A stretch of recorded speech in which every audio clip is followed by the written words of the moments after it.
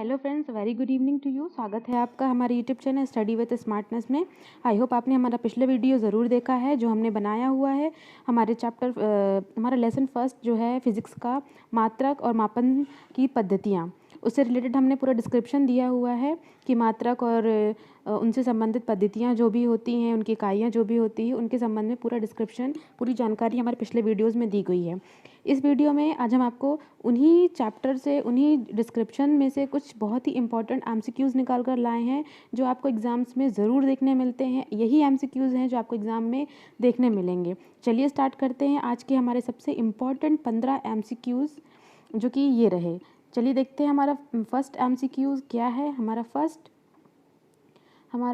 First question है, थर्मा किसकी unit है? थर्म या थर्मा किसकी यूनिट है? जी हाँ, आपके फर्स्ट ऑप्शन है ऊष्मा, सेकेंड ऑप्शन है ऊर्जा और तीसरा ऑप्शन है द्रव, चौथा ऑप्शन है गति। तो इसका सही आंसर है, थर्मा किसकी यूनिट है? इसका सही आंसर है ऑप्शन ए, ऊष्मा। थर्म किसकी यूनिट है? ऑप्शन ए, ऊष्मा की यूनिट है। थर्मामीटर जिसे हम कहते हैं, जिससे हम अपने टेम्परेचर अर्थात अपने शरीर की ऊष्मा की, हमारे शरीर का तापमान कितना है, उसे ही हम थर्म कहते हैं। चलिए देखते हैं हमारा नेक्स्ट क्वेश्चन क्या है। हमारा नेक्स्ट क्वेश्चन है कि टेस्ला किसकी यूनिट है? टेस्ला किसकी यूनिट है? आपने जब देखा होगा, हमने पूरी एक लिस्ट बनाकर दी हुई है जिसमें आपके मूल मात्रक और व्युत्पन्न मात्रक के बारे में बताया गया है। उसमें ये चीज़ प्रदर्शित है कि टेस्ला किसकी यूनिट है। टेस्ला, इसके लिए हम आपके ऑप्शंस देख लेते हैं। हमारा ऑप्शन फर्स्ट है द्रव्यमान, ऑप्शन बी है चुंबकीय क्षेत्र, ऑप्शन सी है गति और ऑप्शन डी है ऊष्मा। तो इसका सही और करेक्ट ऑप्शन है ऑप्शन बी, चुंबकीय क्षेत्र। जी हाँ, टेस्ला चुंबकीय क्षेत्र की यूनिट या इकाई है। चुंबकीय क्षेत्र को हम टेस्ला के रूप में व्यक्त करते हैं। चलते हैं नेक्स्ट क्वेश्चन की ओर। नेक्स्ट क्वेश्चन, हमारा थर्ड क्वेश्चन बोलता है कि पिक्नोमीटर, जी हाँ ध्यान से देखिएगा, पिक्नोमीटर नामक उपकरण का उपयोग किसे नापने में किया जाता है? आपके ऑप्शंस हैं ऑप्शन ए आवेश, ऑप्शन बी ऊर्जा, ऑप्शन सी घनत्व और ऑप्शन डी विद्युत आवेश। चलिए इसका करेक्ट ऑप्शन है, करेक्ट आंसर है, पिक्नोमीटर का उपयोग किस में किया जाता है? पिक्नोमीटर का उपयोग घनत्व नापने में किया जाता है। जी हाँ, पिक्नोमीटर नामक उपकरण का जो उपयोग है वो घनत्व नापने में किया जाता है। चलते हैं नेक्स्ट क्वेश्चन की ओर। नेक्स्ट क्वेश्चन है हमारे पास, ये कह रहा है कि इनमें से कौन समय का एक मात्रक नहीं है? समय का मात्रक नहीं है। ऑप्शन है इसके अधिवर्ष, ऑप्शन बी चंद्रमा, ऑप्शन सी प्रकाश वर्ष या ऑप्शन डी इनमें से कोई नहीं।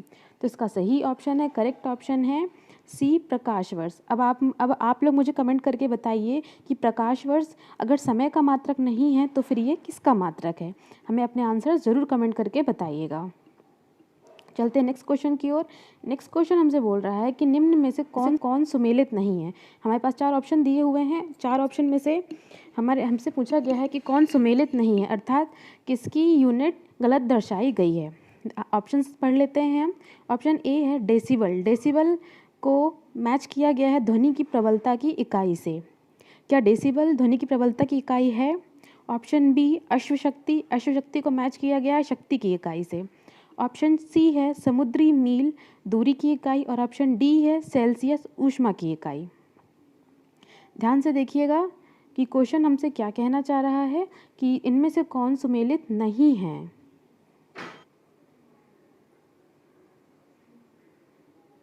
जी हाँ, तो इसमें हमारा करेक्ट ऑप्शन है ऑप्शन डी, ऊष्मा की इकाई। ऑप्शन डी ऊष्मा की इकाई नहीं होती है। सेल्सियस जो है वो तापमान की इकाई होती है। बाकी सारे ऑप्शन बिल्कुल सही है। डेसिबल ध्वनि की प्रबलता से संबंधित है, अश्वशक्ति शक्ति की इकाई से संबंधित है, समुद्री मील दूरी से संबंधित है, लेकिन जो सेल्सियस है वो ऊष्मा से नहीं अपितु तापमान से संबंधित होता है। जिसका करेक्ट ऑप्शन है ऑप्शन डी। चलते हैं नेक्स्ट क्वेश्चन की ओर कि ल्यूमेन किसका मात्रक है? ल्यूमेन किसका मात्रक है? ऑप्शन ए है ज्योति तीव्रता, ऑप्शन बी है ज्योति फ्लक्स, ऑप्शन सी है ए एवं बी दोनों की इकाई है या फिर ऑप्शन डी इनमें से कोई नहीं। इसका करेक्ट ऑप्शन है ऑप्शन ए ज्योति तीव्रता। ल्यूमेन ज्योति तीव्रता की इकाई है।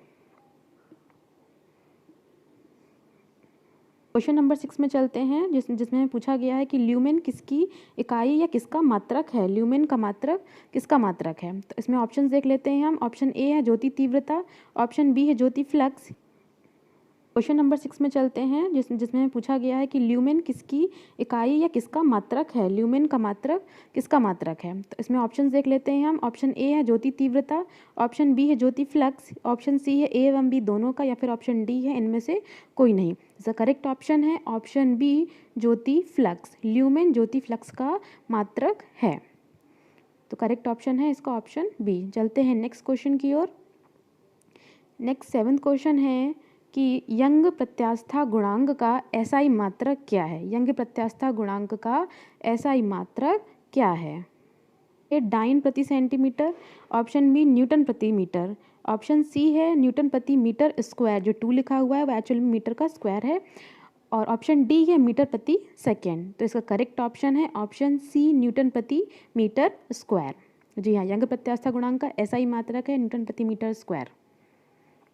चलते हैं नेक्स्ट क्वेश्चन की ओर। नेक्स्ट क्वेश्चन है हमारा पदार्थ के संवेग और वेग के। ध्यान से पढ़िएगा, ये क्वेश्चन बहुत ही इंपॉर्टेंट है और पिछले कई सारे एग्जामों में ये कहीं ना कहीं ज़रूर देखने मिला है। तो क्वेश्चन हमारा बोलता है कि पदार्थ के संवेग और वेग के अनुपात से कौन सी भौतिक राशि प्राप्त की जाती है। पदार्थ के संवेग और वेग के अनुपात से कौन सी राशि प्राप्त की जाती है। ऑप्शन देख लेते हैं। ऑप्शन ए है वेग, ऑप्शन बी है त्वरण, ऑप्शन सी है द्रव्यमान और ऑप्शन डी है बल। ऑप्शन सी द्रव्यमान। ऑप्शन सी द्रव्यमान इसका करेक्ट ऑप्शन है ऑप्शन सी द्रव्यमान। देखिए जहाँ पर जो वेग है उसे हम वी से प्रदर्शित करते हैं, संवेग को हम पी पोटेंशियल से प्रदर्शित करते हैं और द्रव्यमान को एम से। तो यहाँ पर फिजिक्स में हमारा एक फॉर्मूला बनता है P = mv²। इसे हम संबंध कहते हैं, संवेग और वेग और द्रव्यमान के बीच संबंध या रिलेशनशिप को प्रदर्शित करता है। तो इसी के अनुसार संवेग और वेग के अनुपात को हम द्रव्यमान कहते हैं। जब हम P/v लेकर आते हैं तो ये हमें m प्राप्त होता है, m अर्थात द्रव्यमान प्राप्त होता है। चलते हैं नेक्स्ट क्वेश्चन। 1 किलोग्राम राशि का वजन है। 1 किलोग्राम यदि राशि का हम वज़न की बात करते हैं तो उसका वज़न कितना होता है। देखिए यहाँ पर द्रव्यमान और वज़न दो अलग अलग चीज़ें होती है। मास अलग चीज़ होती है और वेट अलग चीज़ होती है। यहाँ पर हमसे 1 किलोग्राम राशि का वज़न पूछा गया है। इसके लिए हम ऑप्शन देख लेते हैं। हमारा फर्स्ट ऑप्शन है 1 न्यूटन। एन यहाँ पर एन जो है वो न्यूटन के लिए प्रदर्शित कर रहा है। बी है 10 न्यूटन्स, सी है 9.8 न्यूटन्स और डी है 9 न्यूटन्स। ठीक है, तो इसका करेक्ट ऑप्शन है ऑप्शन सी 9.8 न्यूटन। 9.8 न्यूटन जो हमारा 1 किलोग्राम राशि का वज़न है वो 9.8 न्यूटन है। चलते हैं नेक्स्ट क्वेश्चन की ओर। नेक्स्ट क्वेश्चन हमारा 11th क्वेश्चन है, निम्नलिखित युग्मों में से किन भौतिक राशियों के समान विमीय सूत्र नहीं हैं। ध्यान से पढ़िएगा क्वेश्चन, भौतिक राशियों के समान विमीय सूत्र नहीं है। अच्छा, एक पहले हम देख लेते हैं कि विमीय सूत्र क्या होता है। विमीय सूत्र जो होता है हम उसमें M/L/T से प्रदर्शित करते हैं। M for mass, L for length और T फॉर टाइम। जी हाँ, जितनी भौतिक राशियाँ होती हैं, जितनी भी उनकी इकाइयाँ होती हैं, उनके विमीय सूत्र हमेशा M/L/T के फॉर्म में डिनोट किए जाते हैं। तो इसमें हमें बताना है कि भौतिक राशियों के विमीय सूत्र समान नहीं हैं। बल एवं दाब, सेकेंड ऑप्शन है कार्य एवं ऊर्जा, ऑप्शन सी है आवेग एवं संवेग और ऑप्शन डी है भार एवं बल। तो यहाँ पर हमारा करेक्ट ऑप्शन है ऑप्शन ए बल एवं दाब। बल एवं दाब के जो विमीय सूत्र होते हैं वो एक जैसे ही होते हैं, समान होते हैं। बाकी तीनों के बी सी डी ऑप्शंस के विमीय सूत्र एक समान नहीं होते, ये अलग अलग होते हैं। तो हमारा करेक्ट ऑप्शन है ऑप्शन ए बल एवं दाब। चलते हैं नेक्स्ट क्वेश्चन की ओर।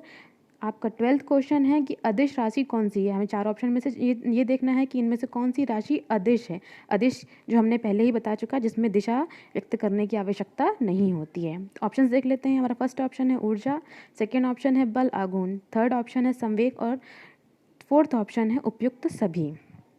इसका करेक्ट आंसर है ऑप्शन ए ऊर्जा। ऊर्जा को हमें व्यक्त करने के लिए दिशा की आवश्यकता नहीं होती है। Option A is correct answer. चलिए चलते हैं नेक्स्ट क्वेश्चन की ओर। नेक्स्ट क्वेश्चन हमारा 13 क्वेश्चन है। ये देखिए, ये एक छोटा सा न्यूमेरिकल, इसे ध्यान से देखिएगा, बहुत ही इजी न्यूमेरिकल है। जो हमने अभी ऊपर पढ़ा हुआ है उसी से रिलेटेड है ये न्यूमेरिकल, बहुत ही इजी है। लेकिन क्वेश्चन अगर हमने जो एक रिलेशनशिप मैं बताने जा रही हूँ, अगर हम वो पढ़े नहीं होते हैं तो ये न्यूमेरिकल हम अक्सर एग्जाम्स में छोड़ कर आ जाते हैं। इसलिए ध्यान से देखिएगा, बहुत ही छोटा सा, बहुत ही ईजी न्यूमेरिकल है। क्वेश्चन पढ़ लेते हैं पहले। हमारा क्वेश्चन है, जब 2 किलोग्राम वाले द्रव्यमान पर 5 न्यूटन का बल लगाया जाता है, 2 किलोग्राम वाले द्रव्यमान पर 5 न्यूटन का बल लगाया जाता है, तो उत्पन्न होने वाला त्वरण क्या होगा। देखिए, ध्यान से देखिए, यहाँ पर द्रव्यमान, बल और त्वरण के बीच में संबंध बताया जा रहा है और उसी के थ्रू हमें इसका आंसर प्राप्त होगा। पिछले एक क्वेश्चन में हमने आपको बता चुका है कि F is equals to m into, correct answer होगा 2.5। अब देखिए यहाँ पर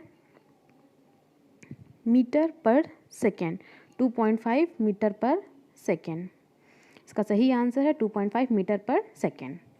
चलिए चलते हैं नेक्स्ट क्वेश्चन की ओर। Question number 14। क्वेश्चन नंबर 14 है, इनमें से कौन सा एक व्युत्पन्न परिमाण नहीं है। व्युत्पन्न परिमाण कहने का मतलब व्युत्पन्न राशि नहीं है।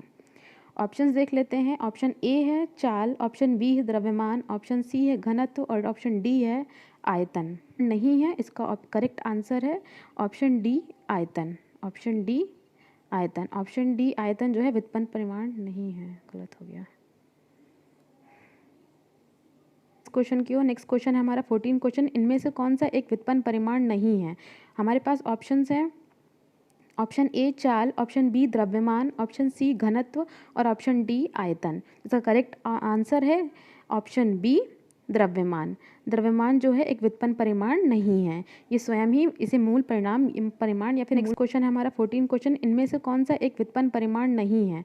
हमारे पास ऑप्शंस हैं, ऑप्शन ए चाल, ऑप्शन बी द्रव्यमान, ऑप्शन सी घनत्व और ऑप्शन डी आयतन। इसका करेक्ट आंसर है ऑप्शन बी द्रव्यमान। द्रव्यमान जो है एक व्युत्पन्न परिमाण नहीं है, ये स्वयं ही इसे मूल परिणाम परिमाण या फिर मूल मात्रक के रूप में व्यक्त किया जाता है। बाकी सारे हमारे व्युत्पन्न परिमाण या व्युत्पन्न राशियाँ हैं। चलते हैं नेक्स्ट क्वेश्चन, हमारे वीडियो के आखिरी क्वेश्चन की तरफ। ये बहुत ही इंपॉर्टेंट क्वेश्चन है, ये भी आपके पिछले एग्जाम्स में कई बार आपको देखने मिले होंगे, इसे बहुत ध्यान से देखिएगा। जी हाँ, बहुत ही इंपॉर्टेंट क्वेश्चन है।